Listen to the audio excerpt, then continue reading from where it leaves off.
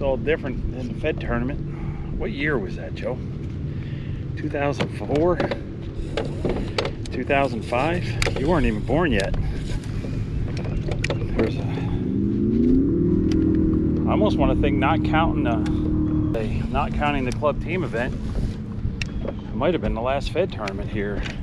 Stayed at a campground up on the hill in Catskill. It was such a beautiful night, like tonight.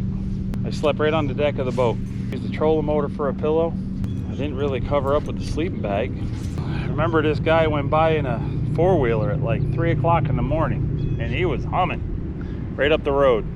Woke me up, I sat up. 10 minutes later, he came back the other way. And he was flying. Hey, Train, how you doing, buddy? Right over on that point where it comes down around there, that was all chestnuts. Oh, you caught one? Ah, scrappy little smallie, nice. I saw a perch come up.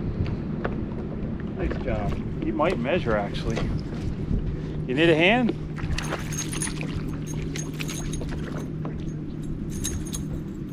Yeah, he could actually measure. I saw a perch come up and like bite the tail, and then I saw a bigger.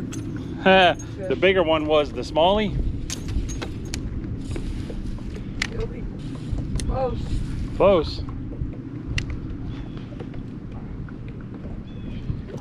Nice. That water's hot. It is hot. It's 82 degrees, man. The Hudson's tide cycle is like 2 weeks apart. So when I practiced for that tournament, I spent the day out 2 weeks prior so we'd have the same tide. And I found a high tide bite down in Kingston.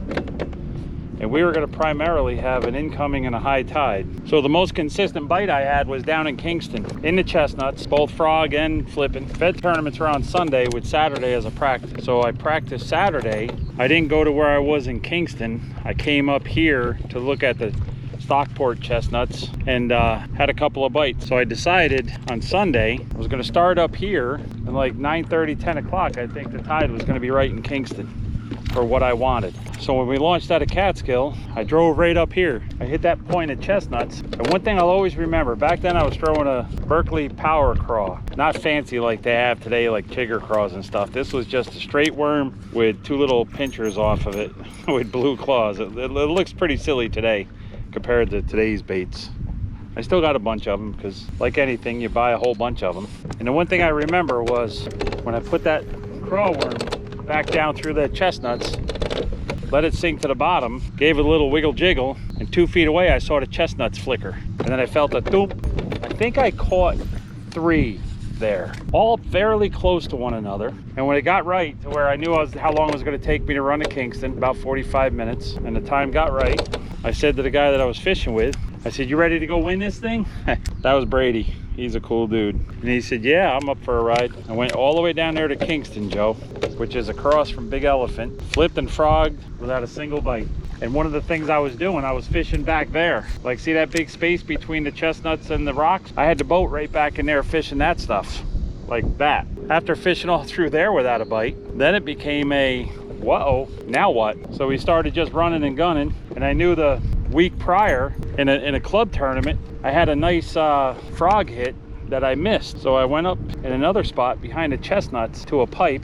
I call that the Bobby pipe because Bobby showed it to me. I had 3 fish in the boat, pretty good weight, pretty good sizes. Got to that pipe, like first or second cast, I caught one, smallmouth. And I think it was the very next cast I caught another one. And that gave me a limit, that gave me 5. And I remember Brady saying that he's gonna stop fishing and just let me fish because I had a chance to win. I told him, "You don't have to stop fishing, just don't be so aggressive." So I'm trolling motoring from that pipe to the chestnut clump because it was real shallow, no sense in starting up. So he decided he was gonna have lunch, which was a sandwich, a soda, and some chips. I get up there next to that chestnut clump, I throw that frog out there, man, I don't think I twitched it twice. Bagoom! Except this time I got him. I got him. That sandwich and that bag of chips flew. He went for that net, get him up next to the boat. I got him. He's the 3+ on that frog. So I call out one of them little smallies that I had. Now I got a pretty good bag. So we fish around a little bit, and then, you know, I don't think he had a fish. And he said something about, you know, where we could go to try to get one. And I said, I can only think of one place, and that's the chestnuts at the concrete plant. And I said, "You've been gracious enough to give me the boat for the whole day. I've got a pretty good bag. So you take the front." I said, "I'll just fish right here in the back." And I was flipping a 7-inch black power worm. We go a little bit through there. Our buddy Tom was fishing up in front of us. I dropped that worm down there, hit the bottom, gave it a little shake, and I mean, it was the slightest little just tick. I set the hook and holy bejesus, I've got a tussle. That fish come up out of there, he grabs the net, basically dives over the steering wheel and nets the fish 4+, just under 5 pounds. Biggin, dude, just a legitimate biggin. So I call and I happen to look down and I see my ignition switch is bent right over sideways. When he went over the steering wheel, it bent the ignition switch, and I mean, it is 90 degrees to the dashboard. Womp. So I don't know if my boat's gonna start. So I just yell out, "Hey Tom," and he goes, "Yeah, I heard you caught one." I said, "No, I might need a ride back. If I do, can you take me back?" And he said, "Sure, okay." So I tried to straighten the key out, and sure enough, as soon as I bent the key back, it broke. But with that, I could push the broken piece in, and I could use the little stub to turn it. So I was able to start the engine. We didn't catch any more fish. I go back, we weigh in, and I had first place, 14 pounds, lunker, like 4.5, 4 3/4, something like that, if I remember correctly. So I had first and lunker for the tournament and won. That's how I won that Hudson River Federation tournament. But now the chestnuts aren't there. They're gone. I think that was 04, because I think that was the year I came in second place for the Federation. One of these days I was going to bring you out here and make that trip. Fish that tournament exactly the way I fished it. Do a video about it. That was in a little 18-foot. That was in the boat Jimmy has now. Kaboosh is right. Get that net, boy. Get that net, boy.